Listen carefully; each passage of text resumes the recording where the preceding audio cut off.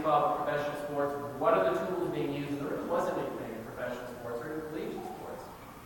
So I looked into the executive world. Are there any predictability factors in the executive world? And at the time, there was.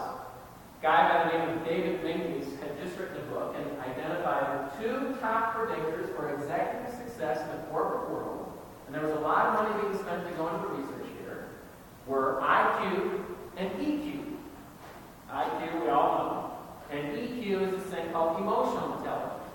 A guy by the name of Daniel Goleman wrote a book in 1980 identifying the importance of emotional intelligence. Pretty popular thing in this world. The issue with the Cardinals was, though, they needed me to give a scout something that the scout could go into a meeting with the player and take no more than 10 to 15 minutes and then get the information we needed. Well, the shortest EQ is essentially a 2-hour process. So I started to pick apart the EQ and figure out, is there any criteria in EQ that stands out, scientifically proven, as really a predictor of success that there could be some carryover in athletics. And in fact, there was one characteristic that jumped out far and away. The characteristic was optimism.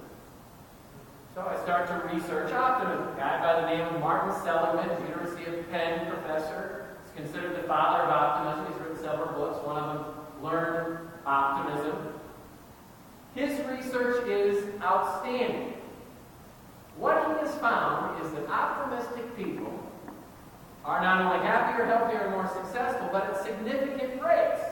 This statistic jumps out. People who are optimistic will live up to 14 years longer than the pessimistic counterpart. And this is a really cool thing. Not only will you live longer, but you're going to be happier and more successful.